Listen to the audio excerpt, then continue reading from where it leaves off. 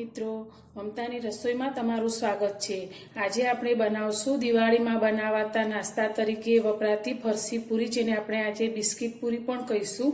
તો તેના માટે અત્યારે મેં 500 ગ્રામ મેંદો લીધો છે। તો આપણે આ મેંદો એક મોટા વાસણમાં લઈશું। આ પૂરી આપણી એકદમ સરસ ખસ્તા બને છે।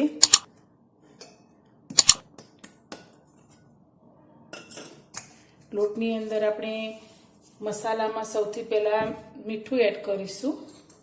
તો મીઠું તમે તમારા ટેસ્ટ પ્રમાણે લઈ શકો છો। અત્યારે હું 2 નાની ચમચી જેટલું એડ કરું છું।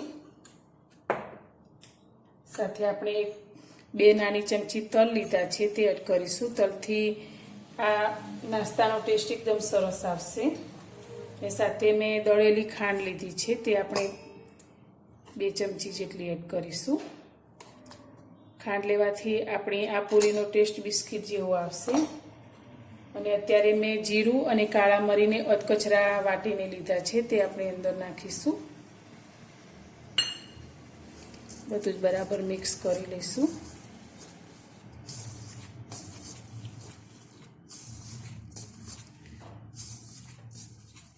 હવે તેની અંદર આપણે મોણ લઈશું। તો મોણમાં તમે ઘી અથવા તેલ બંનેમાંથી કંઈ પણ લઈ શકો છો। તો અત્યારે મેં ગરમ કરેલું ઘી લીધું છે,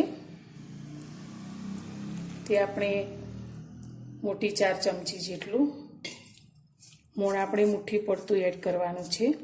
બરાબર મિક્સ કરીશું।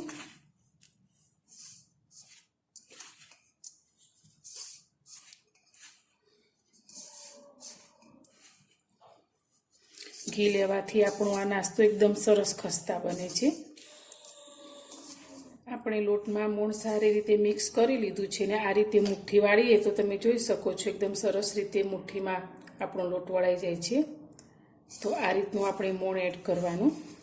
તો અત્યારે મારું 4 ચમચી મોટી મોણ એડ થયું છે। હવે આપણે પાણી થોડું થોડું એડ કરી અને લોટ બાંધીશું। લોટ આપણે બહુ વધારે કઠણ પણ નહીં અને ઢીલો પણ નહીં, એ રીતનું બાંધીશું।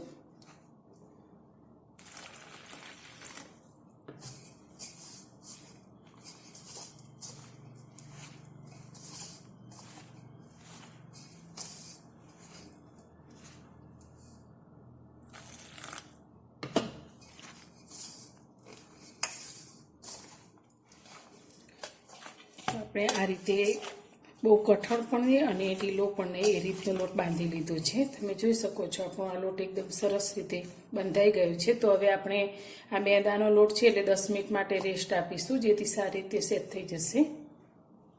10 મિનિટ જેવું થઈ ગયું છે। તો હવે આપણે લોટને લઈ લઈએ અને એકવાર આ રીતે સારી રીતે મસળી લઈએ। હવે આપણે આ પૂરી ખૂબ જ ઓછા સમયમાં વધારે બને તે રીતે બનાવશું। તેમાંથી આપણે એક મોટો લોહો લઈશું।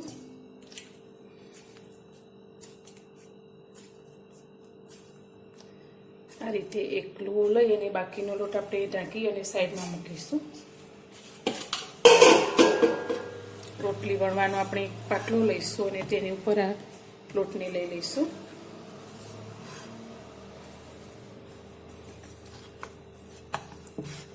આમાંથી આપણે એક મોટી રોટલીને વણી લઈશું।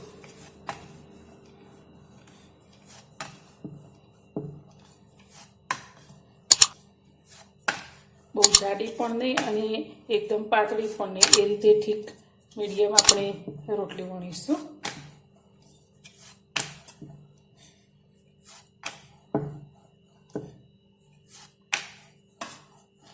આપણા આ પૂરીનો ટેસ્ટ તમને જે ક્રેક ચેક બિસ્કિટ બજારમાં મળે છે તેના જેવો જ આવશે। આ રીતે મોટી રોટલી વણી લીધી છે। હવે આ ગોળ આ રીતની વાટકી લઈશું અને વાટકીથી આપણે આ પૂરીને આ રીતે કટ કરીશું, જેથી ખૂબ જ ઓછા સમયમાં આપણી વધારે પૂરી તૈયાર થશે। તમે વણીને પણ કરી શકો છો। આ રીતે શેપ પણ એકદમ સરસ ગોળ આવશે અને આપણી પૂરી ઝડપથી વણી પણ જશે. બાકીના લોટને આપણે ફરી વણી લઈશું. હવે આપણી પૂરી તમે જોઈ શકો છો આ રીતની મેં ઠીક મીડિયમ રાખી છે, બહુ જાડી પણ નહીં અને બહુ પાતળી પણ નહીં. હવે તળતી વખતે ફૂલે નહીં તેના માટે આપણે આ રીતે ચપ્પુથી થોડા કટ લગાવી લઈશું.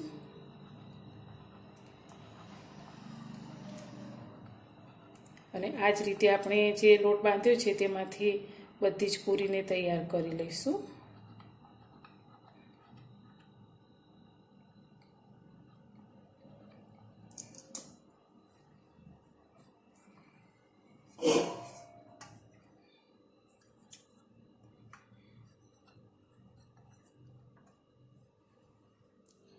આપણે આ રીતે બધી જ પૂરીને વણીને તૈયાર કરી લીધી છે. હવે આપણે આને હાલ તળવાની નથી, આપણે 30 મિનિટ જેવું આ રીતે જ તેને હવામાં રાખીશું અને પછી જ તળીશું, જેથી એકદમ ખસ્તા અને ઉપરથી ક્રિસ્પી આપણી પૂરી તૈયાર થશે. આપણે તેલને ગરમ કરવા મૂકી દીધું છે, તો તેલ આપણું થોડું ગરમ થઈ ગયું છે. તેલને આપણે બહુ વધારે પડતું ગરમ નથી કરવાનું, થોડું મીડિયમ રહે તે રીતે ગરમ કરીશું. વધારે ગરમ હશે તો આપણી આ પૂરી તેલમાં લેતા જ લાલ થઈ જશે. તો ગેસની ફ્લેમને હવે આપણે મીડિયમ ટુ લો ઉપર કરી દઈશું અને બનાવેલી પૂરીને તેલમાં લઈશું. તેલ આપણું પૂરી અંદર લેતા જ તરત જ ઉપર ન આવે તે રીતનું મીડિયમ રાખવાનું.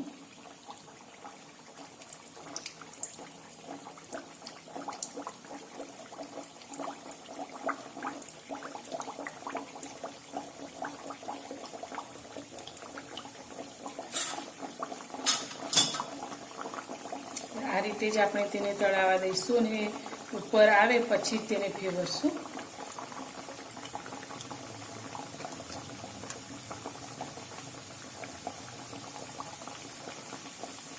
તો તમે જોઈ શકો છો એની જાતે જ આપણી પૂરી ધીરે ધીરે ઉપર આવવા લાગી છે.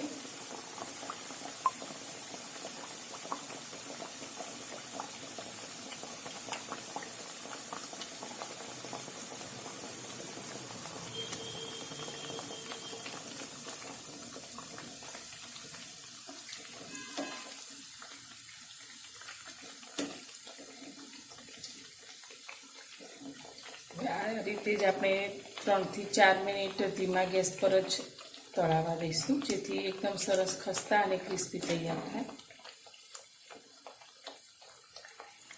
આપણી પૂરી થોડીક ગોલ્ડન કલરની થવા લાગી છે, તો આ રીતે તમે જોઈ શકો છો થોડો કલર આ રીતનો થાય પછી જ આપણે તેને તેલમાંથી બહાર કાઢીશું. તો એકદમ સરસ રીતે આપણી બિસ્કિટ જેવી પૂરી તૈયાર થઈ છે. તો આ જ રીતે આપણે બધી જ વણેલી પૂરીને તળી લઈશું. મિત્રો તૈયાર છે આપણી આ બિસ્કિટ પૂરી, જેને ફરસી પૂરી પણ કહીએ છીએ. તો આ નાસ્તો બાળકોને ખૂબ જ પસંદ આવશે, બિસ્કિટના સ્વાદને પણ ભૂલાવી દે તેવી આપણી આ પૂરી બની છે. અને તમે જોઈ શકો છો એકદમ સરસ ખસ્તા બિસ્કિટ જેવી જ આપણી આ પૂરી બની છે. તો મારી આ પૂરી બનાવવાની રેસીપી તમને પસંદ આવી હોય તો વિડીયોને લાઈક જરૂરથી કરજો અને ચેનલ પર નવા છો તો ચેનલને સબસ્ક્રાઈબ કરજો. ફરી મળીશું એક નવી રેસીપી સાથે નવા વિડીયોમાં.